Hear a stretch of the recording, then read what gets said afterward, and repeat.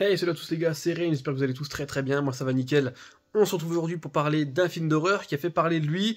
Franchement, je peux comprendre pourquoi, il était intriguant, et les deux réalisateurs qui étaient derrière ce film sont assez connus pour les derniers films qui nous ont sortis ces dernières années, et donc on va parler de Abigail, c'est parti. Abigail est réalisé par le fameux duo de réalisateurs Bettinelli Olpin et Gillette qui était derrière Wedding Nightmare, Scream 5, Scream 6 et d'autres films encore, et donc c'est vrai qu'ils reviennent cette année avec le fameux Abigail pour ce mois de mai. C'est un film d'horreur de vampires qui dure 1h50 quand même, c'est pas rien, qui mettra en scène comme actrice principale Melissa Barrera, donc l'actrice principale que vous avez pu voir notamment dans Bed Rest et dans Scream. Et également une jeune fille qui s'appelle Alicia Ware, que je ne connaissais pas du tout, et qui jouera, elle, le rôle d'Abigail. Il y a encore pas mal d'autres acteurs dans le film, notamment aussi Kevin Durant, qui est aussi assez connu. Nous avons aussi Angus Cloud, le défunt, voilà, il est décédé je crois l'année dernière, si je me trompe pas. Mais également aussi Dan Stevens, qui sont franchement globalement pas mauvais dans le film. Moi j'ai bien apprécié, l'ambiance générale du casting est correcte, et on peut, n'empêche, citer le fait qu'il n'y a pas du tout de progrès dans un film de 2024, avec un casting qui est relativement jeune pour les personnages principaux, et on va dire avec des personnages, des acteurs que l'on connaît déjà pour d'autres films, et donc je trouve que ça fait plaisir, c'est un bon petit point déjà. De quoi va parler Abigail? Tout simplement, on va suivre un groupe de braqueurs qui ont décidé d'enlever la jeune Abigail, une danseuse étoile. Leur but, c'est de demander une rançon à une personne richissime, qui contrôle un petit peu la mafia, mais ça, ils ne le savaient pas avant d'enlever la jeune fille. Et c'est là que ça part en vrille, parce qu'apparemment, ce grand bonnet de la mafia, il est très dangereux et ça peut compliquer les choses fortement. Et donc, ils vont se retrouver dans une maison, voilà, ils vont devoir vivre 24 heures dans une maison avec la fille pour demander cette rançon, sauf que ça va très mal tourner à l'intérieur de cette baraque, puisque comme je vous le disais, c'est un film de vampire, et un vampire va se mêler à cette histoire. Donc on va partir sur un style de survival à l'intérieur d'une très grande demeure.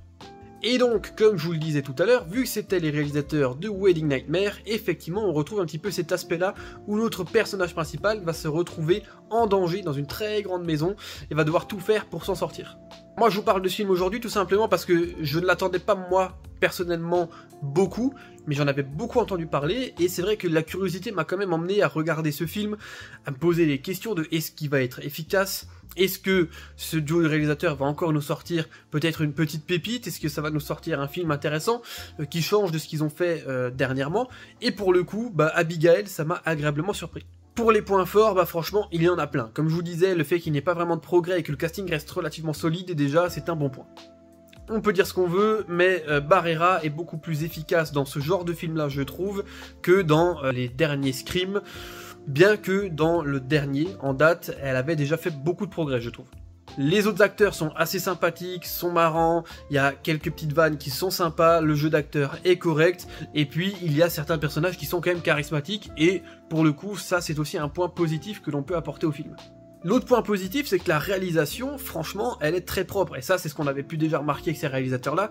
Ils nous ont fait des films où, globalement, la réalisation, elle est clean. Elle fait plaisir, elle est propre. Il y a une certaine qualité d'image, de photographie dans leur réalisation. Tout ça, franchement, on le retrouve encore une fois dans ce film-là. Je trouve que c'est aussi un point que l'on peut souligner et qui va en faveur de la qualité du film. L'histoire reste globalement bateau, mais efficace. Mais par contre, pour que le film ne tourne pas en rond, moi j'aurais quand même considéré qu'il fallait peut-être réduire la durée du film d'un quart d'heure, peut-être même 20 minutes. Je pense que faire ce film-là avec cette histoire et le rythme qu'il avait, on aurait pu le réduire à 1h30 et ça aurait été parfait. Autre point très positif du film, c'est les effets gore. Encore une fois, il nous l'a fait à la sauce de Wedding Nightmare pour le coup, avec des corps qui explosent, du sang partout. Le sang il est très sympathique, moi j'aime bien quand le sang il est crade un peu comme ça, noir et rouge très foncé. Là c'est le cas, franchement c'est pas mal, on a du sang qui tapisse les murs, qui recouvre nos personnages franchement de la tête aux pieds, ça c'est pas mal. Donc les corps qui explosent, on a aussi 2-3 petits moments de démembrement qui sont pas mal du tout, et donc les effets on va dire visuels sont propres. Les seuls effets un chouïa moins bien réussis à mon sens, c'est les effets de transformation du vampire au niveau de la bouche.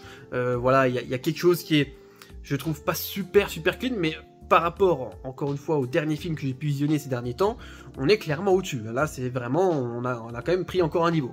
Je rappelle que le film avait quand même, entre guillemets, que 28 millions de dollars de budget, et donc on va dire qu'ils ont fait le taf, ils s'en sont bien sortis. Moi c'est un film qui m'a convaincu, et que pour le coup je pourrais vous conseiller.